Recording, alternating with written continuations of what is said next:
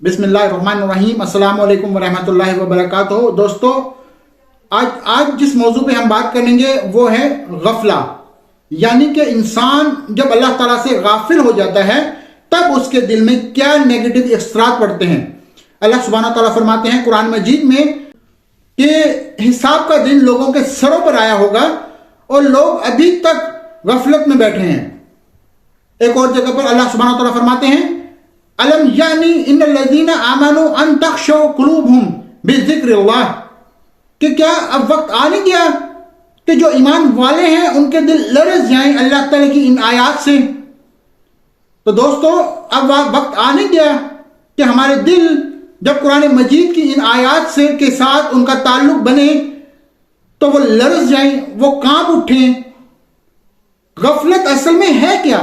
रागिब अल-अस्फ़हानी रहमतुल्लाह अलैह फरमाते हैं कि गफलत का मतलब है कि जब इंसान किसी चीज को भुला बैठता है या किसी चीज को निगलेक्ट करता है या किसी चीज के बारे में बेपरवाह हो जाए। गफलत भी दो किस्मों की पाई जाती है। एक है महमूद गफलत, यानी वो लोग जो कि एक पॉजिटिव गफला है, वो गुनाहों से गाफिल हो चुके हैं, यानी वो जो गुनाहों की तरफ जाते ही नहीं है।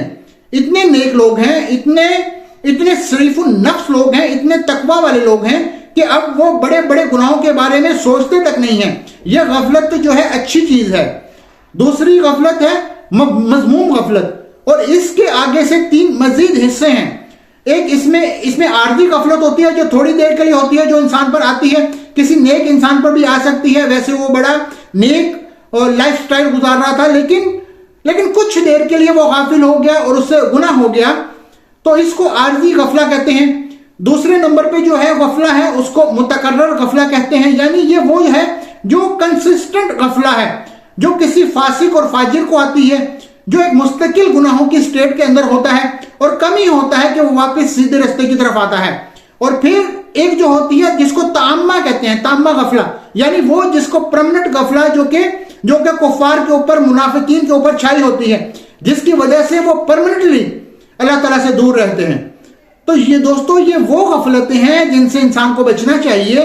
अब सवाल ये पैदा होता है कि आखिर गाफिल इंसान किस चीज से होता है? इंसान गाफिल होता है अल्लाह के दीन से, कुरान मजीद से, जिक्र करने से, हिफाजत की दुआएं पढ़ने से, नेक नियत रखने से, और जितने भी नेक अमाल हैं उनकी प्रायोरिटी को गलत कर देता है।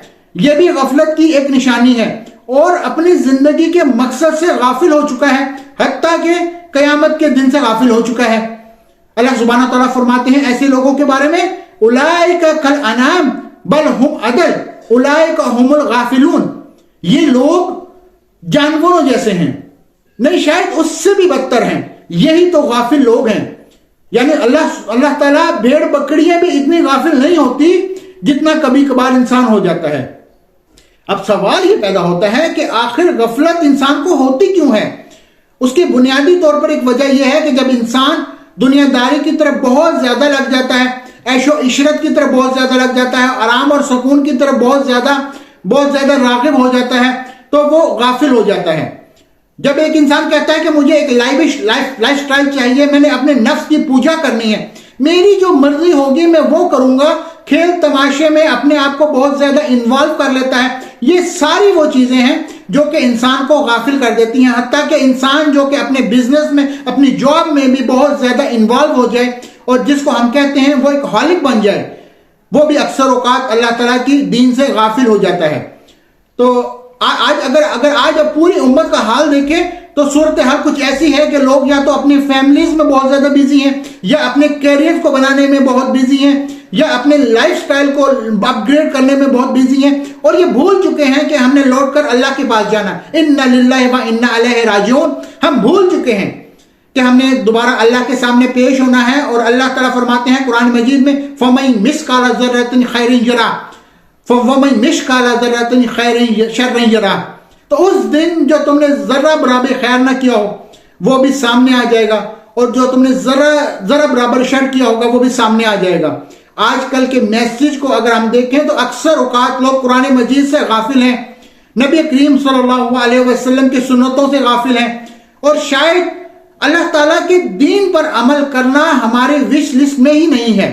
یہی سب سے بڑا المیہ ہے کہ ہم کہتے ہیں ہم نے بڑا آدمی بننا ہے، ہم نے اپنے کاروبار کو پروگریس کروانا ہے، ہم نے اپنی جاب میں آگے بڑھنا ہے، لیکن اللہ کا بندہ بننا ہے یہ ہماری لسٹ میں ہی نہیں ہے، اللہ معاف کرے۔ اب اصل میں جو غفلت کی سٹیٹ میں جو انسان چلا جاتا ہے، جس کا دل غافل ہو جائے، اس کے اوپر پنشمنٹس کیا ہیں؟ علماء اس کے بارے میں بیان کرتے ہیں کہ ایسا شخص جو ہے اس کی پنشمنٹ دنیا میں بھی ہوتی ہے اور آخرت میں بھی ہوتی ہے۔ تو ایسا شخص جو ہے اس کی زندگی سے اللہ تعالیٰ برکتوں کو اٹھا لیتے ہیں، اس کی دعائیں قبول نہیں ہوتی، شیاطین اس کے اوپر حاوی ہو جاتا ہے اور وہ بدترین انجام کی طرف پہنچ جاتا ہے، یعنی یہ اس کا جو انجام ہے دنیا میں بھی ہوتا ہے وہ بہت برا ہوتا ہے، اور آخر ہوگا ہی نا برا۔ تو اللہ سبحانہ تعالیٰ نے بنی اسرائیل کا ذکر کیا ہے قرآن مجید میں سورۃ البقرہ کی، یا بنی اسرائیل اذکروا نعمتی التی انعمت علیکم وانی فضلتم علی العالمین، کہ اے بنی اسرائیل یاد کرو کہ اللہ تعالیٰ نے تم پر کتنی نعمتیں دی تھی اور تمہیں تمام عالمین کے اوپر تمہیں فضیلت عطا فرمائی تھی۔ تو بنی اسرائیل کا واقعہ قرآن مجید میں اس لیے بتایا جاتا ہے کہ وہ بڑے اللہ کے نیک لوگ ہوا کرتے تھے، بڑے چوزن لوگ ہوا کرتے تھے اللہ، لیکن چونکہ وہ غافل ہو گئے اپنے مشن سے، اپنے ویژن سے اور اللہ تعالیٰ کے قریب جانے سے، تو اللہ تعالیٰ نے ان کو برباد کر دیا تھا، اور وہ لوگ ہو گئے جن کو اللہ تعالیٰ کا غضب نازل ہوا۔ تو دوستو بالکل اسی طرح سے اللہ سبحانہ تعالیٰ سورہ آل عمران کے اندر مسلمانوں کو اب یہ ٹائٹل دیتے ہیں، یہ کہہ کر کنتم خیر امۃ اخرجت للناس تأمرون بالمعروف وتنہون عن المنکر تؤمنون باللہ، کہ تم اے مسلمانوں اب بہترین امت ہو۔